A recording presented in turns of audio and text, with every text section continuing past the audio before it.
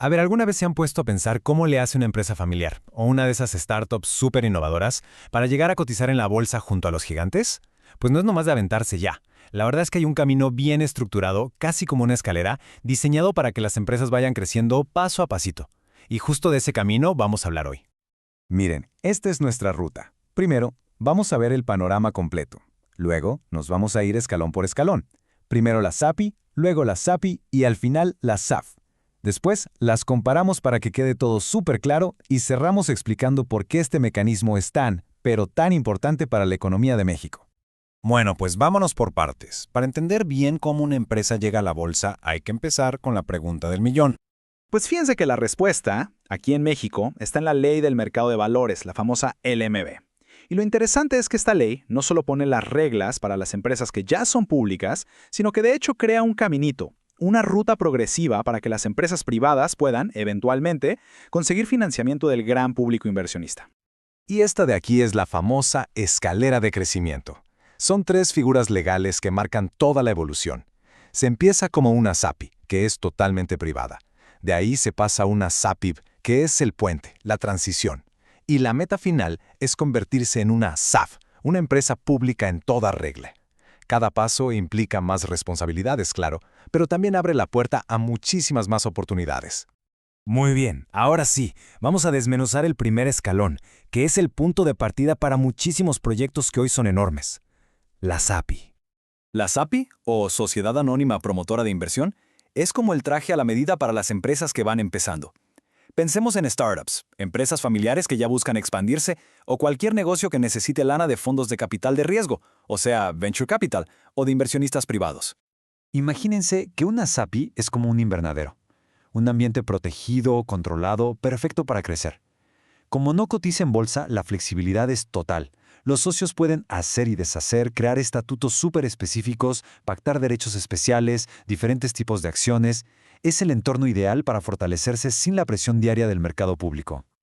Ok, la empresa ya creció, ya se fortaleció en el invernadero. ¿Qué sigue? Pues cuando necesita más capital, es momento de cruzar el puente hacia el mundo de la bolsa. Y ese puente se llama SAPI. Esta figura, la SAPID, es súper interesante, ¿eh? Su nombre completo nos da toda la pista. Sociedad Anónima Promotora de Inversión Bursátil. O sea, ya es una promotora de inversión, pero con un pie puesto en la bolsa. Se diseñó específicamente para que las empresas medianas se vayan acostumbrando poco a poco a lo que implica ser una compañía pública. Y aquí viene la regla de oro, el punto clave de la SAPIB. Ojo, no es para siempre. Una empresa tiene un plazo máximo, de 3 años para estar bajo este régimen. Es un campo de entrenamiento, sí, pero con un reloj en cuenta regresiva para convertirse en una SAP completa. A ver, este es uno de los puntos que más confunde a la gente. Así que vamos a dejarlo súper claro. Muchos creen que la SAPI todavía es una empresa privada, y no es así. Una SAPI sí cotiza en la Bolsa Mexicana de Valores o en Viva. Sus acciones se compran y se venden públicamente. La diferencia clave no es si cotiza o no, sino el nivel de reglas y regulación que tiene que seguir. Y aquí es donde las cosas se empiezan a poner más serias. A diferencia de la SAPI, la SABIB ya tiene obligaciones de gobierno corporativo importantes. Tiene que tener un consejo de administración, meter consejeros independientes para que no haya conflictos de interés y crear comités de auditoría y prácticas societarias. Y muy importante, se acabó el secreto, tiene que empezar a reportar su información financiera al mercado. Y con esto llegamos a la cima de la escalera. El destino final para las empresas que quieren jugar en las grandes ligas del financiamiento y la exposición. La SAF. La Sociedad Anónima Bursátil, o SAF, es básicamente lo que todo el mundo identifica como una empresa pública. Son las compañías ya consolidadas, que terminaron su transición y ahora operan con la supervisión más estricta de la Comisión Nacional Bancaria y de Valores. Y para que esto quede todavía más claro, estamos hablando de los pesos pesados, nombres que conocemos todos: Bimbo, América Móvil, Cemex, Grupo México. Todas ellas son sociedades anónimas bursátiles. Son el resultado de haber recorrido completito el camino que estamos explicando. Perfecto. Ya que vimos cada escalón por separado, ¿qué les parece si las ponemos una junto a la otra? Así, las diferencias van a saltar a la vista.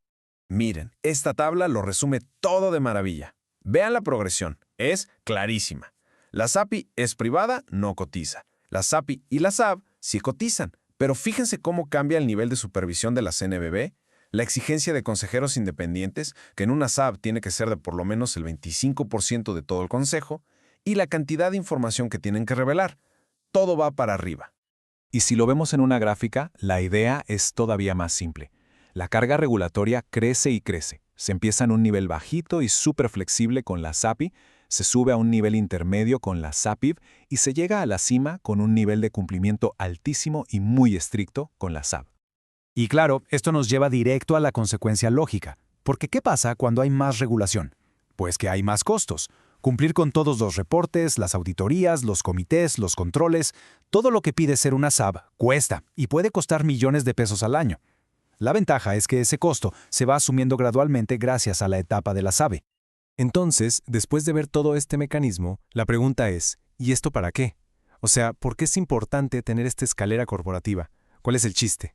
Pues miren, los beneficios son para todos. Para la empresa es una rampa de acceso mucho más suave para llegar al capital del gran público. Para los inversionistas es la oportunidad de meterle dinero a empresas con mucho potencial de crecimiento, pero ya con más transparencia que una empresa privada. Y para la economía del país, pues esto ayuda a crear un ecosistema de empresas más profesionales, más fuertes, que al final impulsan el crecimiento de todos. Hay una idea que resume a la perfección toda esta filosofía. El objetivo de la SAPI es funcionar como un amortiguador. Evita que el brinco de ser una empresa privada a una pública sea un shock tremendo. Le da a la compañía un respiro, un tiempo para adaptar su cultura, sus procesos y su gobierno interno a las nuevas reglas del juego. Y cerramos con esto, una reflexión para llevar. Este modelo, esta escalera, ya existe y funciona. La pregunta que queda en el aire es, ¿y ahora qué sigue? ¿Qué más se puede hacer para que más y más empresas mexicanas se animen a subir esta escalera y al hacerlo impulsen la siguiente gran etapa de desarrollo económico para el país? A ver, ¿cómo le hace una empresa que necesita esperar 20 años para ver sus primeras ganancias para conseguir dinero en la bolsa de valores? Hoy vamos a clavarnos en un caso que no solo respondió esa pregunta, sino que cambió las reglas del juego en México. La increíble historia de Proteac 1, una empresa que fue pionera y que marcó un antes y un después para muchísimas empresas medianas que andaban buscando capital. Miren, esta es la ruta que vamos a seguir para desmenuzar esta historia. Vamos a empezar con el problemón que tenía Proteac. Luego veremos la solución tan ingeniosa que encontraron, reviviremos su debut histórico en la bolsa y al final, claro, vamos a sacar las lecciones más importantes que nos dejó su camino, con todo y sus subidas y bajadas. Bueno, vamos a entrarle de lleno.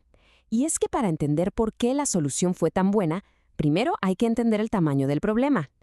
¿Cómo financiar una apuesta que tarda 20 años en pagar?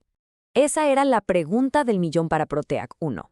Siendo una empresa forestal, su producto estrella, la madera de teca, tiene un ciclo de crecimiento larguísimo. O sea, piénselo un momento, es invertir hoy para empezar a ver ingresos hasta dentro de 2 décadas. Un reto financiero brutal. Su modelo de negocio era básicamente enterrar un montón de dinero en comprar tierras y plantar arbolitos sin ver un solo peso de regreso por años y años. Con ese panorama, pues claro, no era nada atractivo para un banco o para inversionistas que quieren ver resultados rápido. No, pues olvídense de los préstamos bancarios. Simplemente no eran una opción. El tiempo de espera era demasiado largo y los riesgos, imagínense, desde plagas hasta huracanes, eran muy altos para un banco tradicional. Necesitaban algo completamente diferente. Y esa solución llegó en forma de una figura legal nueva. Aquí es donde la cosa se pone interesante.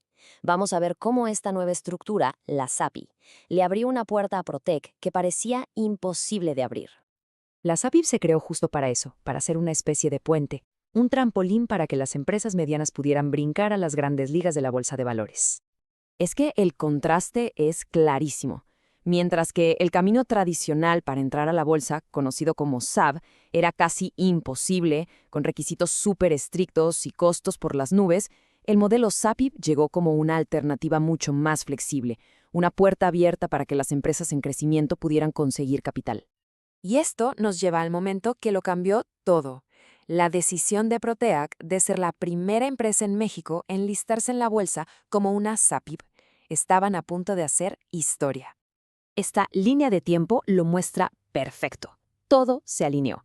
Nace la empresa, luego México crea esta nueva figura legal y ¡pum! En 2010 Proteac da el salto. Fue el momento justo en el lugar justo. Y vaya que el salto fue un éxito. lograron levantar 790 millones de pesos, una cantidad impresionante que les dio el oxígeno y el capital que tanto necesitaban para echar a andar su plan de crecimiento a largo plazo. Y ahora, la pregunta del millón. ¿De dónde salió toda esa lana? Pues fíjense en esto, es increíble. El 95% vino de las Afores, los fondos de pensiones de los trabajadores mexicanos. Esto era una señal de confianza en el proyecto brutal. Y ojo, este dinero no era para tapar hoyos o pagar deudas. No, no, no. Era capital estratégico para soñar en grande, para hacer crecer sus plantaciones aquí en México y hasta para expandirse a otros países de Latinoamérica. Pero como bien sabemos, llegar a la meta es una cosa y mantenerse es otra. ¿Qué pasó después de este debut tan exitoso? Bueno, aquí es donde la historia da un giro y las cosas se empiezan a complicar. Al principio, todo era euforia. La acción tuvo un desempeño increíble. Llegó a valer más del doble de su precio inicial. Sin embargo, como se ve en la gráfica, la realidad del negocio empezó a pegar, y la acción sufrió una caída durísima en los años que siguieron. Y es que el caso de Proteac nos enseña justo eso, que entrar al mercado es solo el comienzo. El verdadero reto es cumplir lo que prometiste. Y ahí fue donde la empresa tropezó, al punto de tener que entrar a concurso mercantil. Ok, ya vimos la historia completa. Ahora, ¿qué podemos aprender si analizamos a Proteac como una inversión? La verdad es que fueron varias cosas. Por un lado, temas internos, como un nivel de deuda muy alto y la baja liquidez de su acción, o sea, era difícil comprarla o venderla. Y a eso, súmenle factores externos que no controlaban, como la economía o la demanda de la industria de la construcción. Si lo ponemos en una balanza, se ve muy claro. Por un lado, sí, existía un potencial de crecimiento interesante, pero del otro lado, los riesgos serán enormes. La deuda, la volatilidad. Era sin duda una inversión de alto riesgo. Entonces, después de todo este recorrido, de ver su origen, su éxito y su caída, ¿cuál es la lección más importante que nos deja la historia de Proteac 1? La clave de todo esto es que la figura de la SAPI funcionó perfecto como un puente que conecta a empresas que necesitan dinero con el capital de los inversionistas. Pero el viaje para cruzar ese puente, bueno, ese sigue estando lleno de riesgos. Esta frase creo que lo resume a la perfección. Conseguir el dinero es una herramienta, una muy poderosa, pero no es una varita mágica. Al final del día, lo que cuenta es la ejecución del plan. Al final, toda esta historia de Proteac nos deja pensando, ¿será que el riesgo de fracasar en el mercado es simplemente el precio que hay que pagar por atreverse a innovar y a crecer? Es un recordatorio de esa tensión que siempre existe entre financiar el progreso y la dura realidad de que no todas las grandes apuestas terminan bien.